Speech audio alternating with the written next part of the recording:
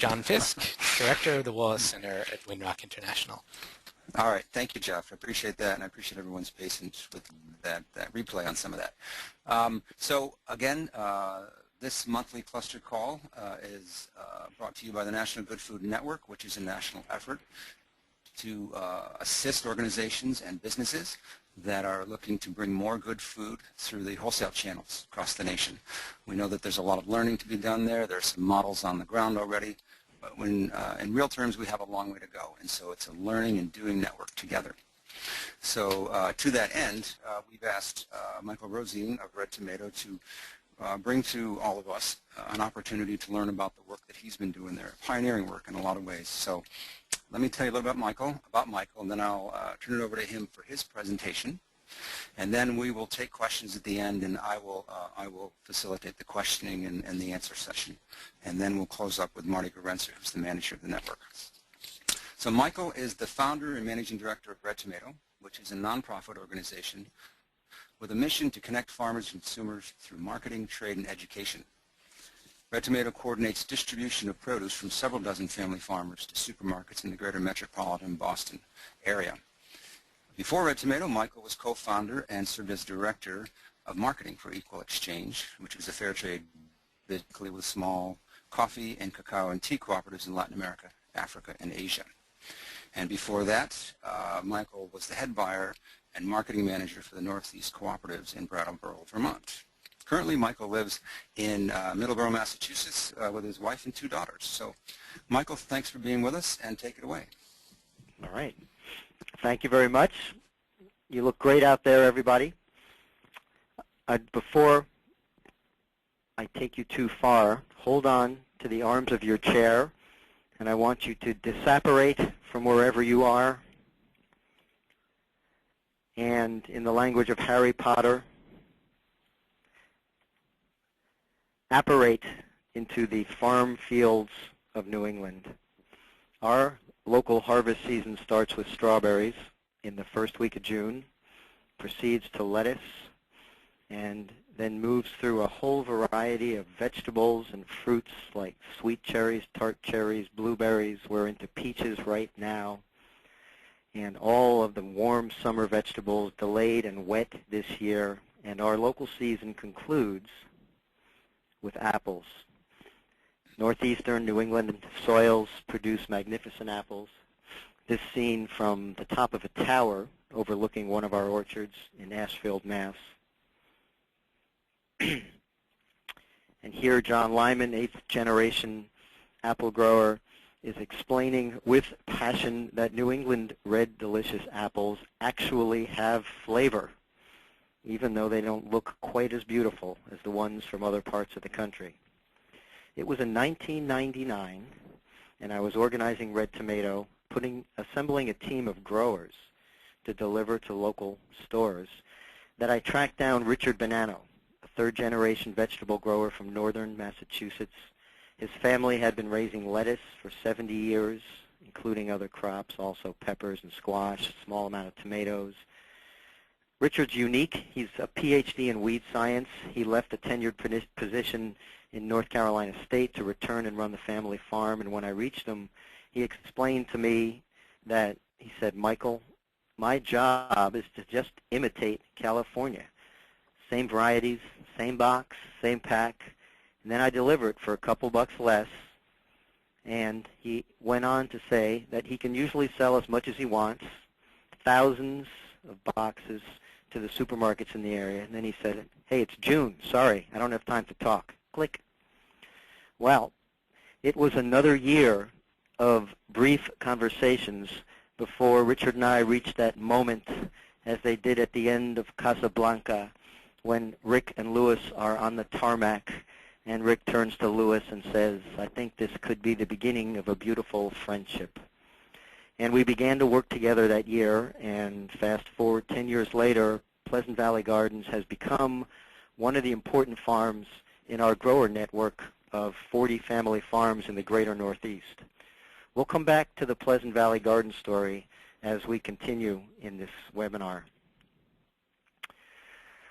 My great influences have been actually a note I'm going to move through a lot of this at reasonably fast pace, about 70 miles an hour, and then I'll try to slow down to around 40, 45 around some of the critical points about how red tomato works. I don't think it's important to get all of the details or everything. I just want to make sure that we can go through the whole picture in about 35 minutes and then leave ample time for your questions. I was a foreign exchange student in India in the mid-'70s, and that had everything to do with my current focus on the food system and on agriculture. I attended college in New England and also did part-time at Cornell in the ag school. After college, I worked on farms for $3 an hour and loved it. My career switched to the food co-op movement, where I was a wholesale buyer and marketing director for Northeast, and then went on when three of us left Northeast to start Equal Exchange in 1985. So I've been really, for 30 years, focused around this question, which is, can we do business in the food system without undermining the very farms that are the producers of the great products we sell? Red Tomato was started in 1997. It's a nonprofit, and I'll come back to this a little bit later. We coordinate a network of 40 regional fruit and vegetable growers, taking a fair trade approach to the regional produce deal, and we orchestrate their supply chains, their value chains, into supermarkets extending from here down to the New York City area. The jargon in the trade would call us a non-asset-based marketer, meaning that we don't have a warehouse and trucks, although we did at one point. We're not handling the product, we're coordinating it, we're orchestrating it. We're at an amazing moment here. I think everybody on this call knows it and has lived it over the last few years. Unprecedented public attention on the issues of local food, on the connections between food and health. There are three charts that the Hartman Group was good enough to share with Red Tomato. They've been helping us think about on a deeper level what the consumer is actually thinking and what they want in the way of local, organic, ecological, fair trade, social. So 3 points that I have slides for in a second will make these points, and I'll save these points until I get to those slides. Where we see ourselves is we're part of a great movement for local food and have been for a couple decades, but we see our piece of it defined rather narrowly. As much as we recognize the importance of all the other pieces and the great work being done in the areas of direct marketing and in urban agriculture, food security, and all of the other aspects of this movement, our piece is to develop a regional model for wholesale supermarket distribution. It's very difficult work. Many of the people who work here have been in the wholesale food sector for 20-plus years, and this is the slice that we have chosen as Red Tomato to take on. Can we build a model of a regional supply chain that satisfies farmers, consumers, and buyers all at once, and at the same time establish brand awareness and loyalty for the Red Tomato brand and please consumers in Northeast supermarkets? Here's the evidence from Hartman, just a few interesting things that kind of highlight this incredible moment with the public focused on us. So 62% of the time people are finding their local products in grocery stores, 61% said in a farmer's market. Question, where do you get your locally grown product?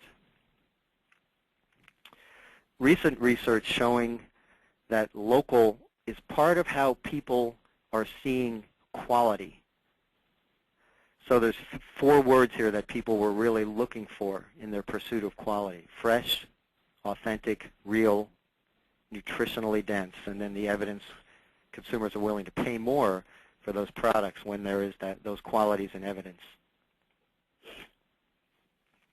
Here's a chart that just shows how certain keywords are tracked in the media and the great extent to which they're showing up now as opposed to 10 years ago. When I think about value chains or the supply chains. Here's the picture that I've drawn. I drew this picture many, many times and tried to simplify it. Tens of thousands of farms in the circle on the left, millions of consumers in the circle on the right, and then various ways to connect them in between. Many of you are familiar with the research that we think of as ag of the middle. That shows a dramatic steady loss of farms, of the medium-sized farms, the very farms that actually have the infrastructure and the capacity to supply the wholesale side of our endeavor. And statistics that we can get our hands on suggest that all of the direct marketing combined, farm stands, CSAs, farmers markets, at best will supply in the near future 5% of the market for fresh produce. So that leaves 95% to be dealt with through more mainstream markets, supermarkets, half, of course, through the food institutional side of the marketplace. Another way to draw this picture would be to take an hourglass. Turn this and this into an hourglass lying on its side with the bottleneck, the narrow constriction of the hourglass right here. If you think of the food system that way, then you have to pass all the products of the tens of thousands of farmers in the Northeast through this narrow constriction, which I call the bottleneck, in order to reach consumers. Imagine that the stores are here and the millions of consumers are here. Well, it's at the bottleneck where the great obstacles and challenges lie for those of us who are trying to do local food marketing in mainstream stores. It's at the bottleneck where Red Tomato operates. You know, middlemen, middle handlers get a bad rap, and a lot of the time it's deserved. Red Tomato is a middle handler. We're connecting farmers to the marketplace, which led to this version of our mission, connecting farmers and consumers through marketing, trade, and education, and through the passionate belief that a family farm, locally grown, ecological, fair trade food system is the way to a better world and a better tomato. So people talk about Red Tomato as being a cultural translator. Operating in the middle, it's often our job to explain one side of the food system to the other. Often we're talking to buyers in supermarkets about the deal, about our pricing structure, about the opinions of the growers. We're often bringing growers to the meetings and have the growers at the table. A lot of the pricing discussions happen face-to-face. There are also times when we are actually presenting the trade buyer's side to the growers. There's been so much distrust built up over years as kind of the wholesale connection between the sides really disintegrated after World War II, that there are definitely times when we feel like the trade buyers are making good points. Take in point quality rejection. We had one 2 years ago where a particular group of apples went into a distributor in Boston, and they were rejected for being too soft. These were Macintosh in November. And that's just about the time when Macintosh that haven't been stored properly do soften up. So our first instincts were kind of hairs up, hackles raised, and, this person's messing with us. Well, when we got to the scene of the crime and looked at the apples, we felt like that's a reasonable call. And we had to spend the next 24 hours working with the grower kind of on an assessment, look at the apples, let's not talk about it till you get them back. And in fact, in that case, I think the buyer was right. So we're often in the middle of this conversation, and the aim here is to restore trust throughout the entire supply chain as we put together deals that work for everybody. Red Tomato is a 501c3 nonprofit business. We're really in between that divide between the business world and the philanthropic world, operating as a charitable nonprofit. And because a lot of us have worked on the other side in the for-profit business world, It helps us take on and be that cultural translator.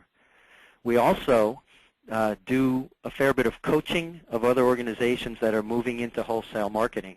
And we find, because there's such a commitment to transparency here, we're in a good position to share all the mistakes we've made and to help others avoid some of them. Although I fully believe that really there's tremendous learning in making some of them oneself, and that there's great value in just forging ahead and figuring out in your own context how to make the particular marketing effort work. We're not a co-op formally, but there's tons of cooperation operating in our network, especially at the grower level. Every time we put a deal or a transaction together, we're typically moving pallets of food instead of full truckloads at a time, and it takes consolidation, and it takes growers holding product for one another.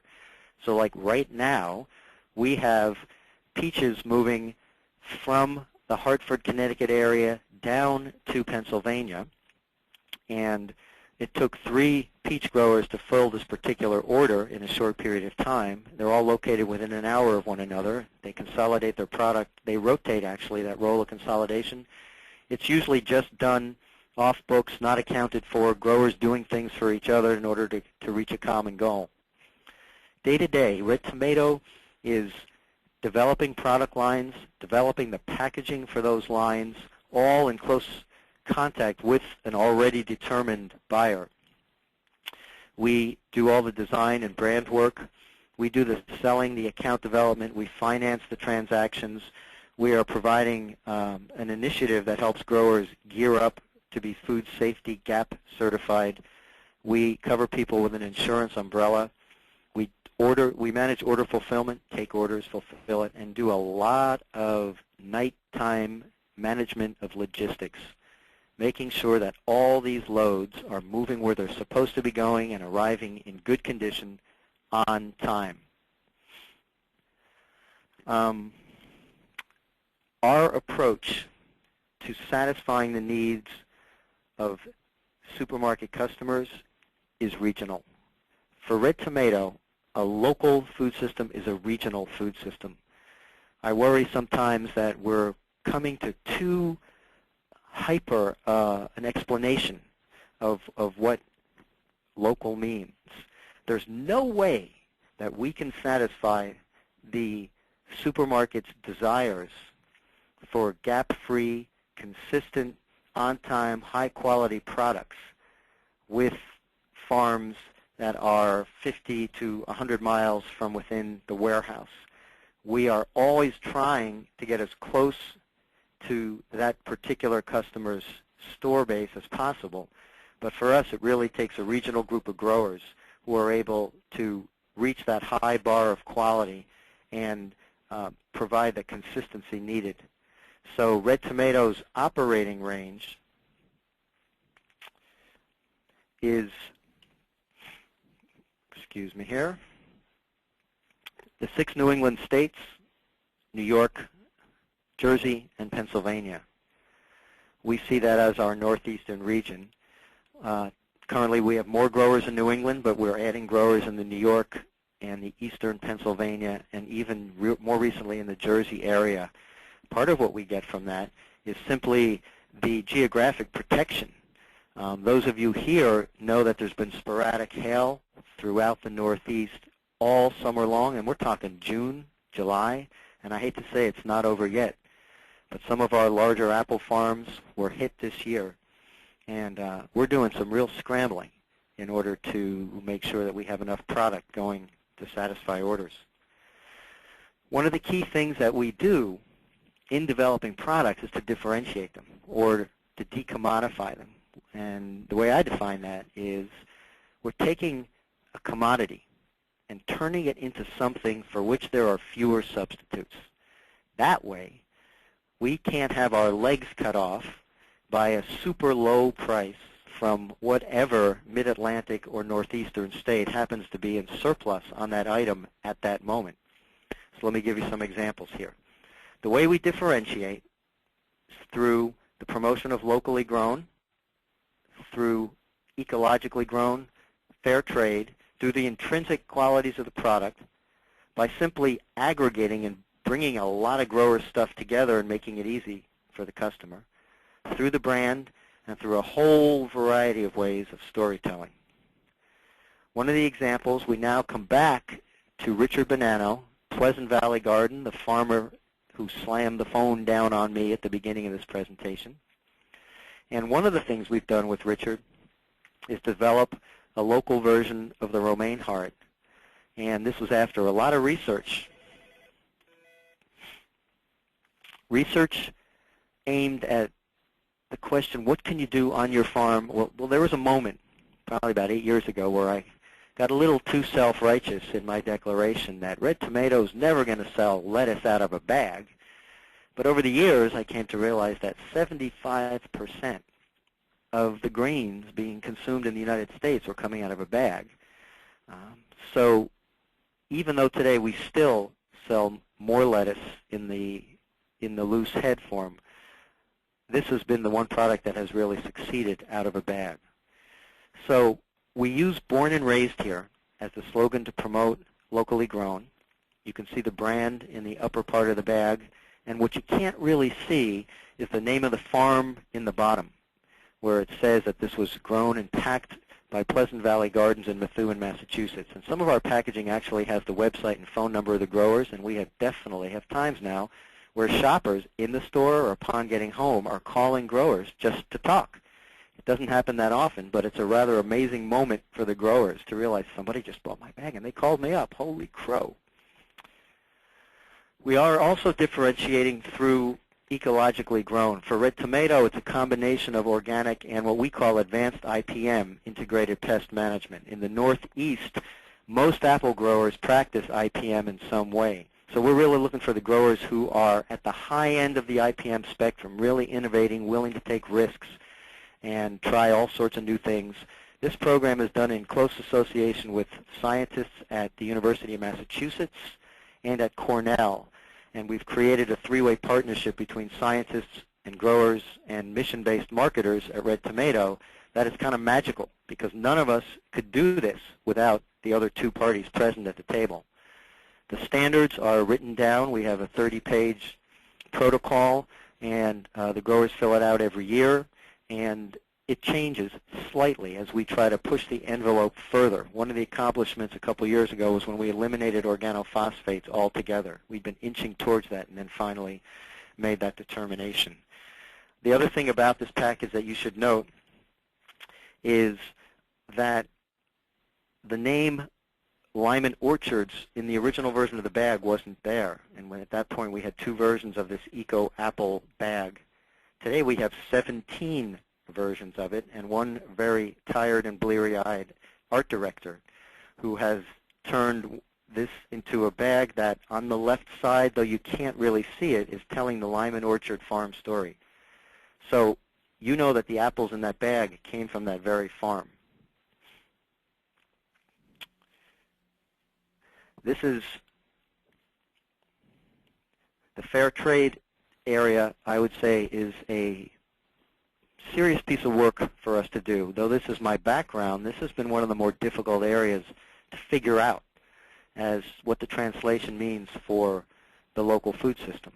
We are in pretty long and deep discussions with some of the farm worker organizing groups in the United States, trying to figure out, well, historically, they've taken a very antagonistic approach to agriculture, and for good historical reasons. We all understand all of that. So how do we work together? And that's one of the conversations that we're having, and we've had members of those groups visiting farms and really getting into this. So the question is certification the only way? What are the ways to really get at the results we want, which is fair treatment of farm workers and all involved? And we would like to do that in the least expensive, least bureaucratic way. So this is work for the near future. In terms of the intrinsic product, well, I think it's obvious in some ways a native strawberry is magnificent. And when managed well, it almost doesn't need any help. You walk into the store and you see them, I think that's all. And so a lot of times we find that the product itself, choosing the right variety, getting things with the strawberry. It was actually working super hard on the quality control chain from post-harvest into the store and figuring out how to preserve the cold chain so that when they got there, they were really good for 36 hours. And that took years, but it's become one of our most important items. On the right-hand side, you see heirloom tomatoes, where we've created what we call our Dr. Seuss mix. And in this product, we guarantee the customers complete inconsistency from basket to basket. It's a way for growers who raise dozens of varieties of heirloom tomatoes to mix the best ones at that moment in time into a 2¼ pound little farm stand basket, the bottom of which explains all about heirlooms. Baby cabbage, just another example. It's a 1.4 pound single portion size cabbage. It's another example of how we took a commodity and are trying, this is an experiment, to turn it into an item that has more value and can get back more for the grower. Aggregation and consolidation, the brand, other ways that we unify and promote and try to add value for the customers. We've put a lot of investment into redoing our website so that these stories are in abundance on the website. And I can say this was the extraordinary work of a few people at Red Tomato, our communications manager, our website coach and manager, and our art director. And we've come a long way in the last 2 years. If you go to this website right now, you can have a voice-over slideshow narrated by the grower Richard Bonanno himself that talks about his farm experience. So let's talk about the dignity deal. First, the history, the moment in time. There are a lot of wholesale transactions today that leave the farmer feeling undervalued, underpaid, not understood, not included, and at worst case, cheated. And that's the result of a long history, 40 to 50 years of moving from farmers delivering to stores, delivering all over in small quantities, mostly locally, to a huge centralization of the wholesale system, creating that constriction, that bottleneck in the hourglass that I was talking about, where control tends to lie.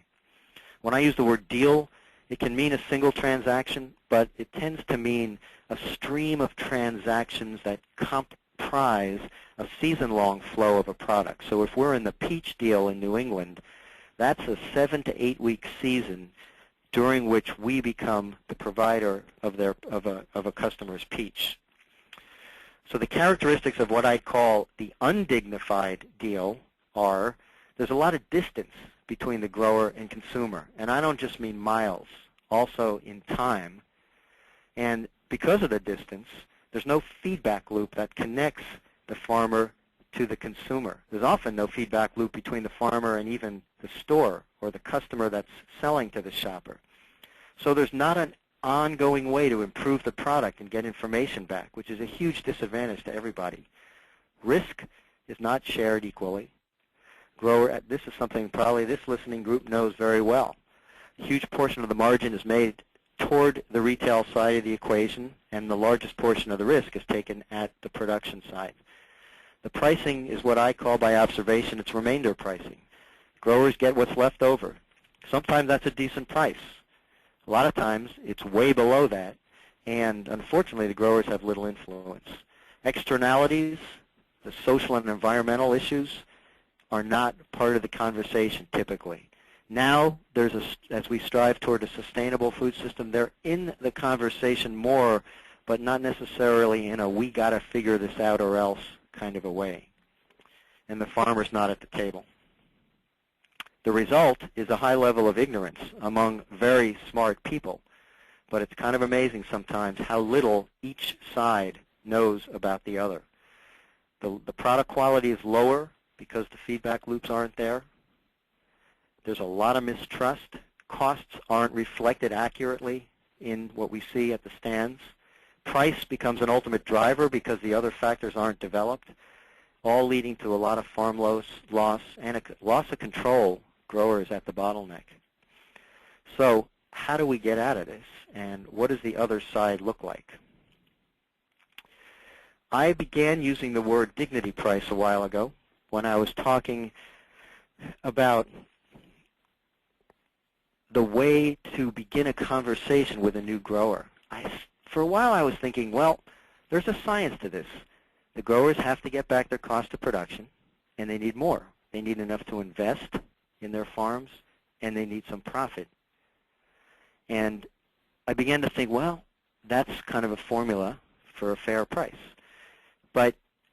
And I had a bias toward formula because in the global fair trade movement, the pricing had really been managed as a compromised price. The fair trade coffee price was $1.26 a pound. Everybody agreed to it, and then they played by the rules. I knew that that wasn't going to work in produce in the Northeast.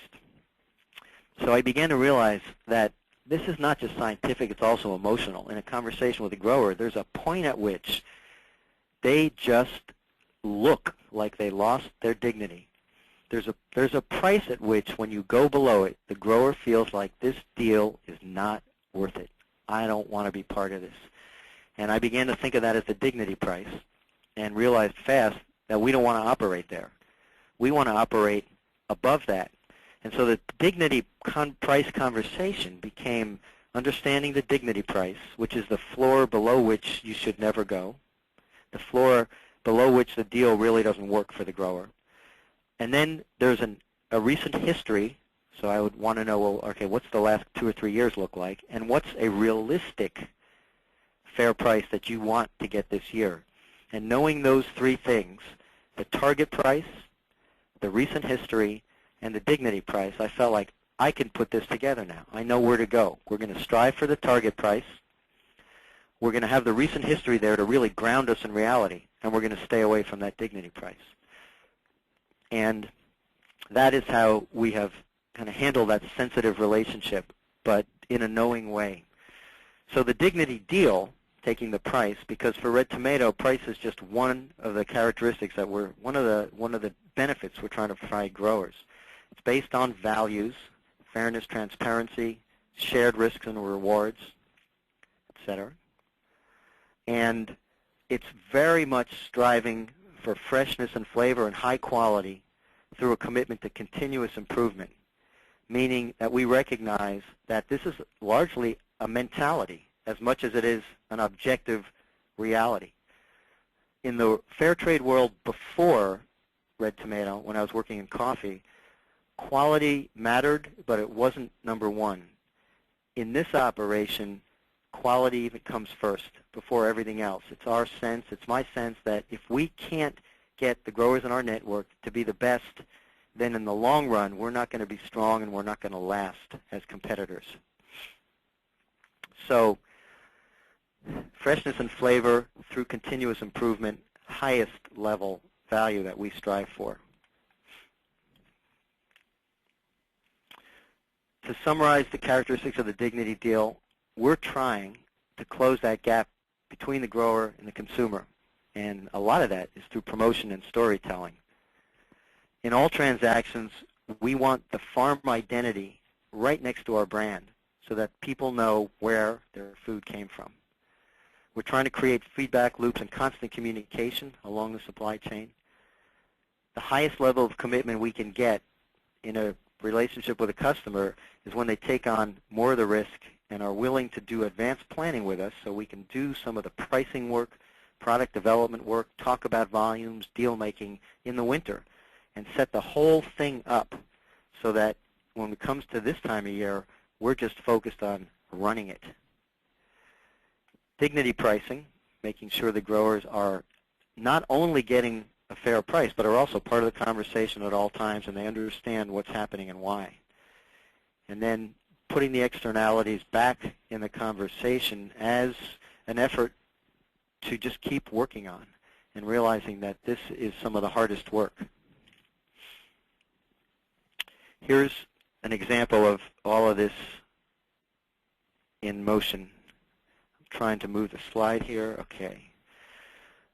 So why would anybody do all this? This sounds like it's expensive and time-consuming and probably makes any trade buyers' work more difficult. So what's in it for the buyer?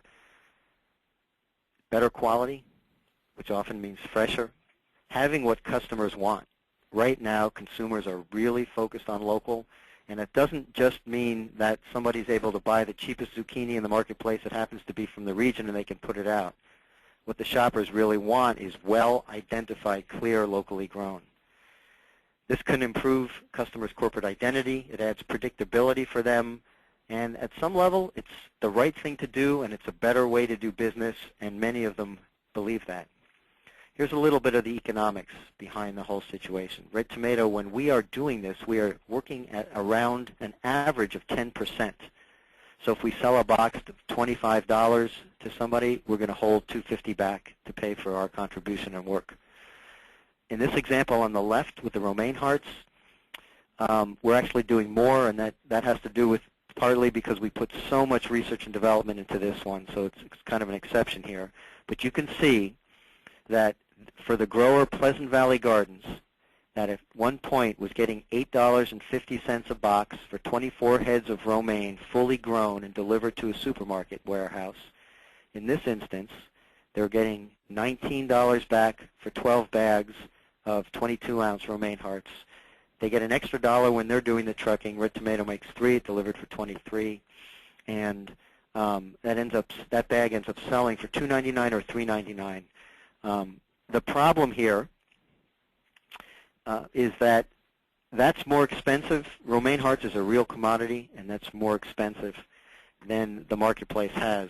I'm not going to run through the Red Tomato economics here unless somebody asks it in a question, because I want to just make sure I have about 2 to 3 minutes left to go, and I want to make sure I hit a couple of other points. So I'll come back to that if it ends up in a question. So as we move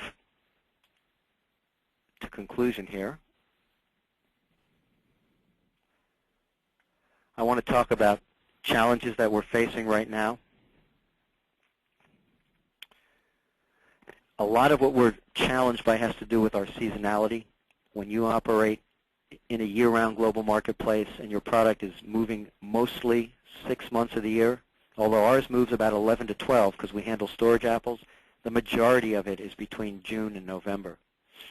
So there's kind of an irony here in that when we hit a wall, when we don't have product, when there are gaps, it's actually the global system that we compete against that fills the gaps because they always have product and it's always there. And so that irony presents the great potential for us, which is to develop, and this is one of our big challenges, is to develop long-running product programs that can span as close to that June to November as possible so that we become a more important supplier to whoever we're selling to. And they remember us, and we're a stronger competitor, and we matter more to the growers, and we earn more and can pay a higher percentage of our programs. Currently, Red Tomato pays 1/3 of its budget through business income and 2/3 through grant income. Other challenges are just constant better ways to tell the story. Very hard to control in a store, but we've made a lot of gains in the last 2 years. So I'm going to bring it to a close here and ask you now to focus on the things that were least clear or the things that raised your curiosity to the highest level. Great. Thank you, Michael. So I've got a list of questions here that I'm going to choose from. So let me start with a more general one. But there are a number of them that are quite specific. But this is a general one that says, you know, what are the practical limits that you have found to the approach and model that you developed? Meaning, how far do you think you can take it? Is there a ceiling on this? Is it replicable, maybe? Those kind of things. Mm-hmm.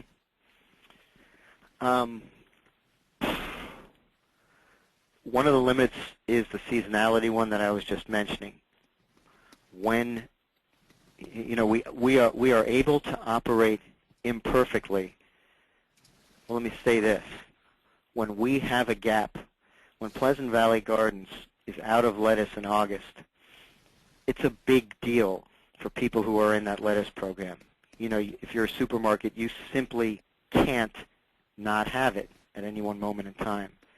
So I'd say we not only have to find good growers, but we have to patch together a whole bunch of backup and cooperative supply to make sure that we've got it all the time. And so then you come up against this question, well, at what point do you start to turn into the thing that you're trying to be an alternative to?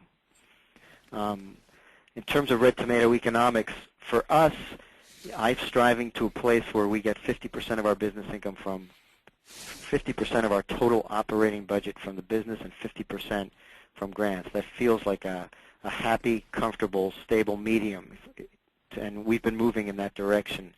But there's a question about, well, could a whole bunch of different groups operate that way?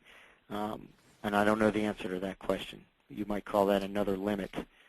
But I think there are so many variations on the red tomato model in which farmers or co-ops or nonprofits can position themselves in the middle that I think everybody has to figure out their own happy medium and their own happy economics in context of their own situation. Mm-hmm. Mm-hmm. Another question kind of following up on that, I think, a little bit is that someone writes in that right now there's a lot of are not trading down in certain areas related to quality, like food. Are your sales holding up in this economic downturn? We are actually ahead of last year a little bit, but we've had a couple of months recently where we're slightly under. I think for red tomato, partly because we're small, red tomato total sales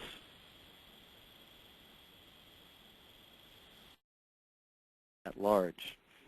Because we're a small player in this system right now, actually the situation on our farms and the grower network are as important as to how we do as is the overall market. But right now, we're just ahead of even with last year. Okay. Okay. Here's a question on the business model. I think you've hit on this a little bit here and there, but maybe a short recap that says, you know, what is the business model? How do you cover your costs? The specific piece of this says it's unclear what income from sales represents on one of your slides. So maybe, back there. Yeah. This income from sales is $340,000 earned on $3.1 million of sales. The grants and fees includes grants. The fees are coming from our coaching work, so the part of that is also business income there.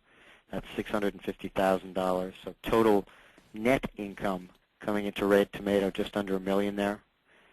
And you know, we were able to retain about 10% of that. So I think that picture should be clear from that point. Mm-hmm. Okay.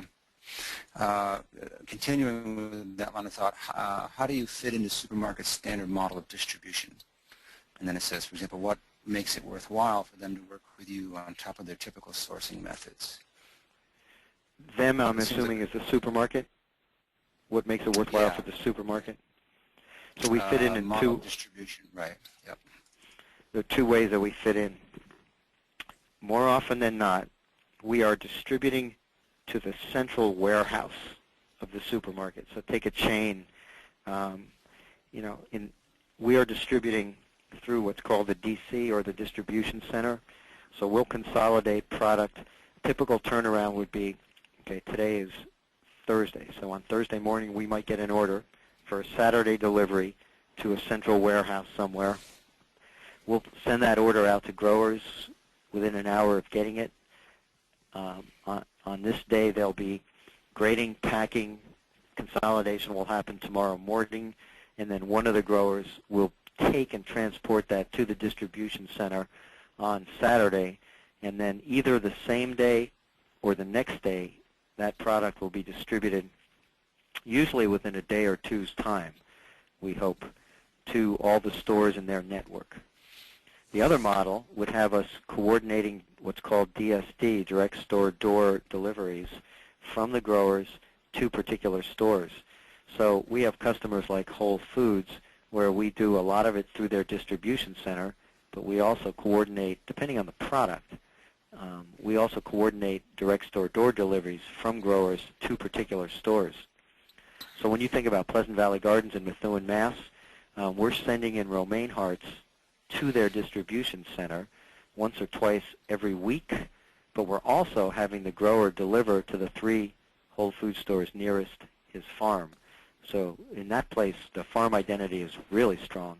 And there's a twist tie with a hang tag that identifies the lettuce, every head of lettuce, and then there's the romaine heart bags.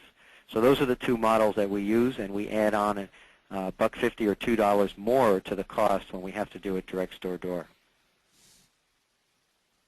Okay, that's helpful.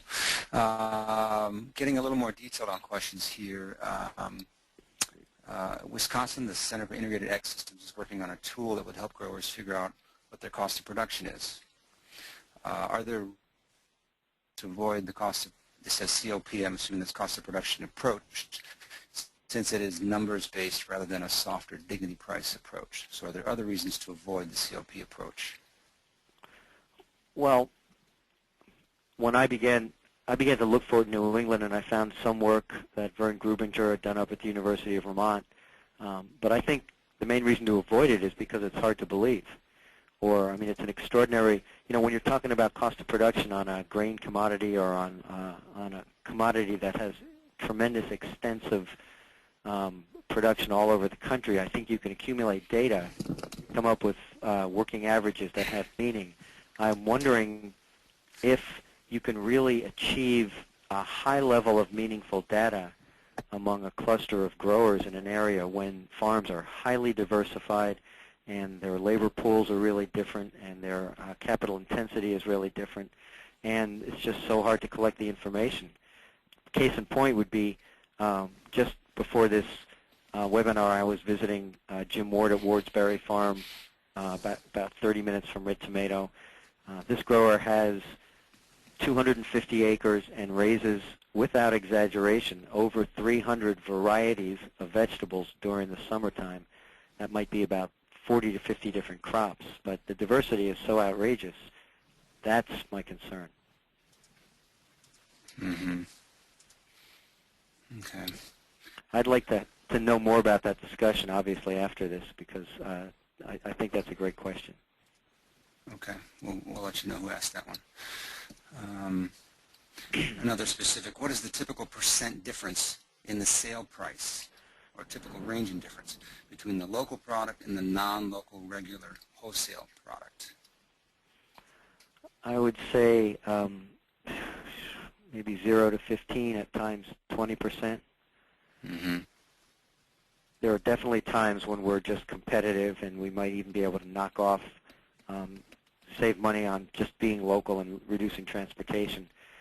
We are often, I'd say, in that 5 to 15% above range.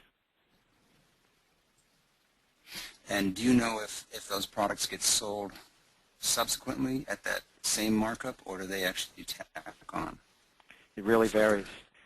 Yeah. To get meaning, to make that meaningful, if you look at the retail prices, once you realize that retailers apply pretty different margins, you've got the discounters putting on margins as low as 10%, 15%.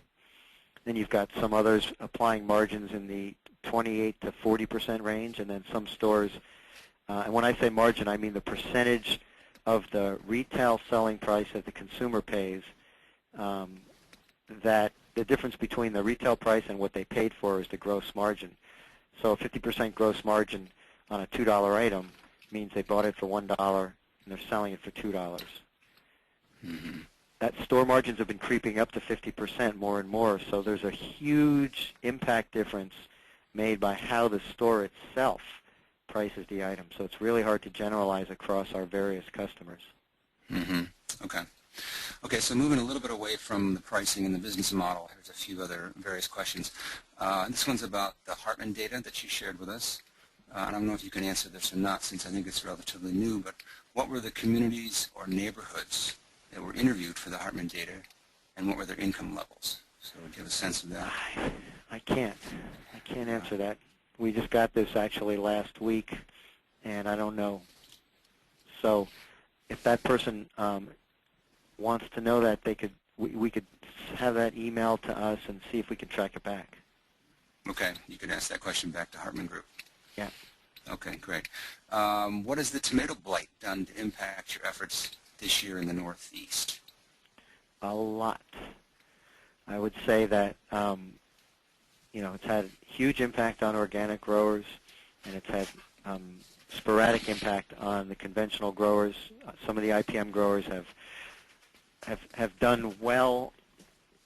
They've kind of had to spray their way through it, so they're obviously spraying more. But we are selling tomatoes. Everything is about 2 to 3 weeks late, and we're making no promises on volume. So I think the answer to the question is, in the organic crop, there's a little bit that we're offering, and the rest is just wiped out, and serious questions about what kind of permanent or long-term effects Phytophthora will have on those soils. Mm-hmm. And then it's just super challenging on the conventional front. So building on that question myself, does that make you any different when it comes to the conventional part? Does that make you any different than other distributors, brokers, suppliers, or does it put you in the same basket as them? In terms of the effects of the blight? Yeah, or in terms of being able to offer conventional product through your chain. Well, I think the fact that we have tomatoes to offer makes us different from some. Mm-hmm. In the world, in general, we're working with growers who have a lot of experience in their area. We have found that it's tricky forming partnerships here, and we really look carefully before we start working with somebody. So we are working with tomato growers who they wake up in the morning and they are a tomato grower. I'm a tomato grower. This is their life. And so that they were anticipating this blight way back in May when we started to get a lot of rain. And they know that the only way to succeed in a period of heavy wetness is through prevention. And so they were on top of it way back then. And it's because of that we are, turning on our heirloom tomato program this week, and have been delivering Romas to some customers and field tomatoes to others for several weeks in southern partners front, more down in the New York City market area. So I'd say we might be different in that we have really talented veg growers in this group. And I think that's enough. Okay, good. We've got maybe about 10 more questions here, so maybe we can zip through a couple of these. What role do you play in food safety assurance? This year we began a food safety initiative and invited all growers in our network to sign on. We had grant support from the EPA and have been able to include some additional funding from some of our private funders. And we're paying a food safety expert to develop a GAP protocol in 4 different areas: tree fruit, small fruit, veg crops, and there's one other. And they are going to, growers can sign on for a 1-year track or a 2-year track if they're more comfortable with that, which is making a commitment to move toward GAP certification. And this summer there are going to be on-farm site visits and audits, and the person we're working with from New York State is going to give an assessment of how far they think the farm is along, what the critical work areas are, what they need to do to move toward the boilerplate GAP, and then identify how they have to modify it to make it suitable for their own farms. So in the end, they'll be paying for their own certification, but we're helping them organize and pay for the 1 or 2 year approach to that. Okay, so it sounds like you're highly involved with the growers to help them meet expectations, what it sounds like to me. Is Red Tomato and the growers looking at expanding season growing options, and what options are you looking at? Somewhat. I'd say we've expanded seasons like strawberries through row cover, variety choice.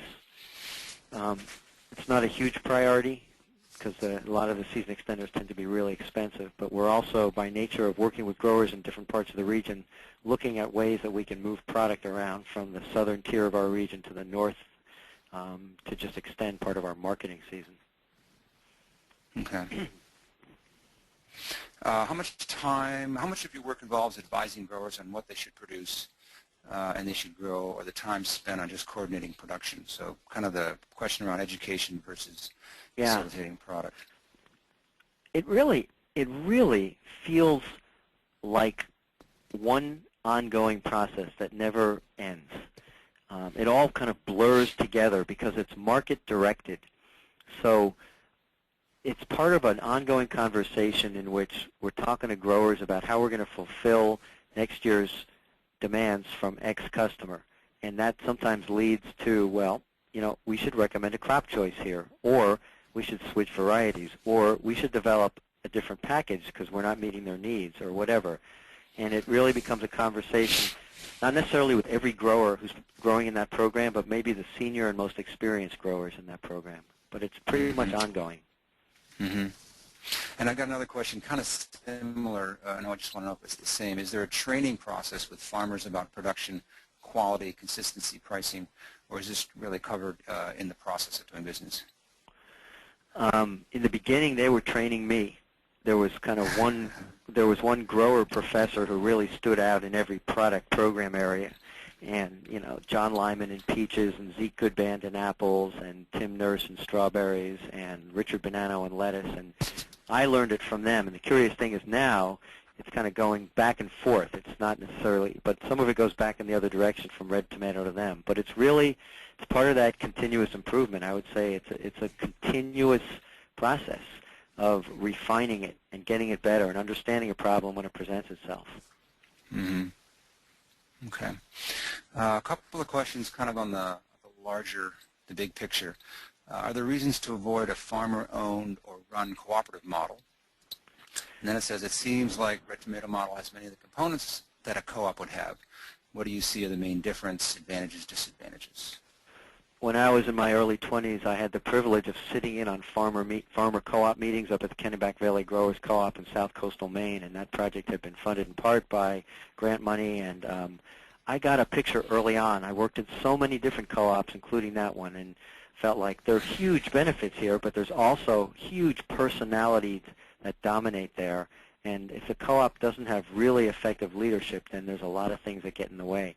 I also observed a co-op in southeastern Massachusetts, Coastal Growers Association, and it seemed like they had a hard time establishing grower commitment to the brand identity, grower commitment to the super quality that they needed to achieve. So I think some of the disadvantages come around when the leadership is not strong enough to overcome the leading personalities at the grower level, or that they haven't clearly established enough commitment to quality. So I think some of the advantages in our model is that there's huge grower influence in select areas, but maybe way less bureaucracy than a co-op might have.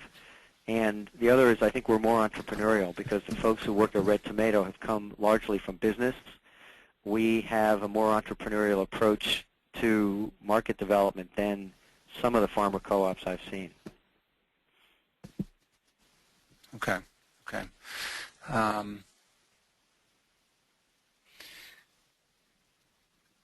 There's a long question here, and I'm trying to break it down. So someone's kind of stating that the urban areas have high population densities and great market opportunities for local and such, but within those are lower income populations who lack access for local food.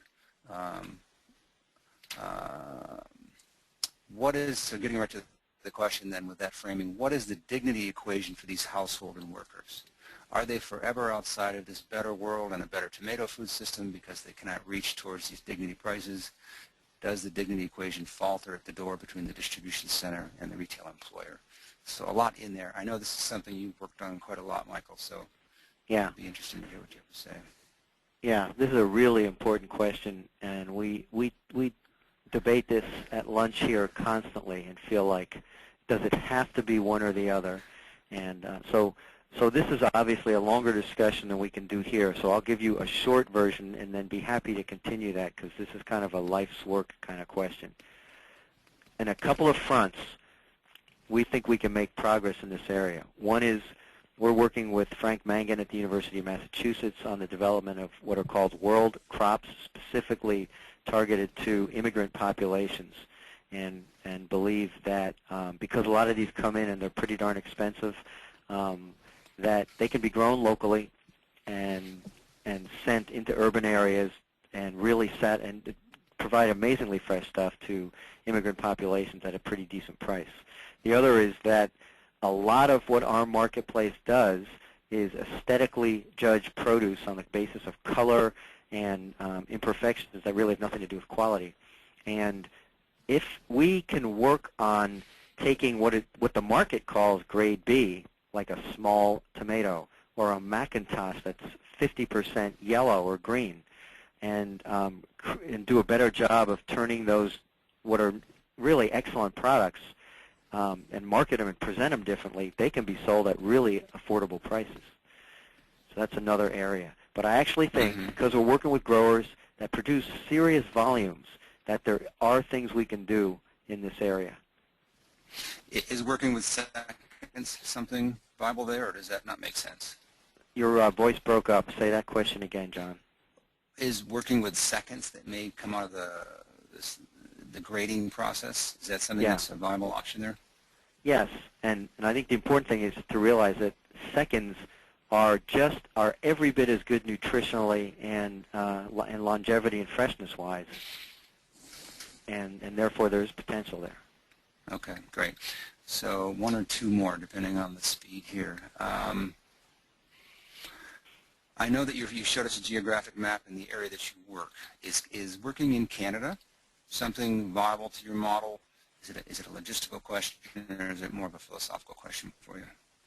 All of the above. I would consider it, we've talked about it here on crops like blueberries, and it would be a way to extend our season. And it raises some pretty interesting questions about how do you do that extra regional work. Philosophically, I think it would pose issues actually for our customers and the marketplace almost more than for our own staff. We'd be really clear that our own regional growers would have the priority. And if we can use Canadian product to actually extend the season and strengthen the program, then everybody would benefit. The question would be, how do we tell that story?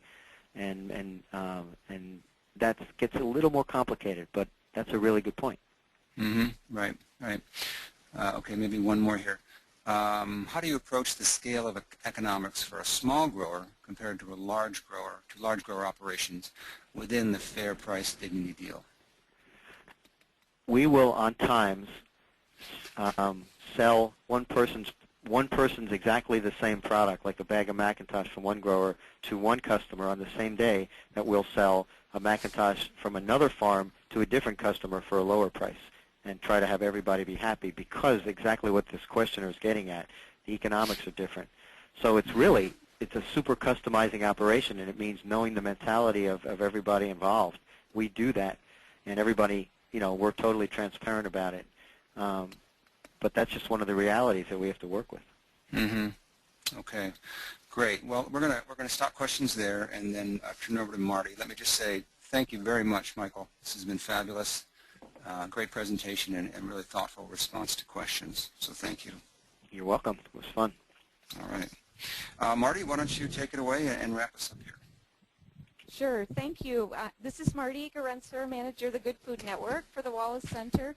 We'd like to thank Michael and Red Tomato for always a great presentation, a lot of useful insight, and probably one of the parts of it that reached me the most is talking about dignity with the grower and looking in their eye and seeing what they may have lost. And that could be one of the drivers as well for this Good Food Network, and that we have a lot of the folks within this network with the science and the solutions to sort of help that process and help those growers get to vitality and reach those markets in a dignified way. Thanks also to Jeff and Stacia and all of the Wallace staff for setting up this webinar and getting the reminders out, helping us all with the tech work and fielding the questions. And we wanted to let you know as well that the next webinar, we have monthly webinars of the Good Food Network. You can always find out more information at ngfn.org. But the next one coming up will be on September 17th at 3:30 p.m. Eastern. A number of folks from USDA will be in to talk with us about existing and new types of funding sources, and they'll be available and on call to field questions from you all. So more information about that will be coming. If you'd like to sign up to be on the e-list for Good Food Network initiatives like the webinar, e-news updates, and other initiatives, go to ngfn.org and you can get yourself added. Also, please send any suggestions you have about upcoming webinars or any other suggestions about if you would like more information about being a part of the network, building the network, or have suggestions in general. You can send that to contact@ngfn. That you folks heard Jeff and myself. So the National Good Food Network is a national effort to bring together people that are working to increase the supply of good food. Okay, I'm seeing him note this here, nothing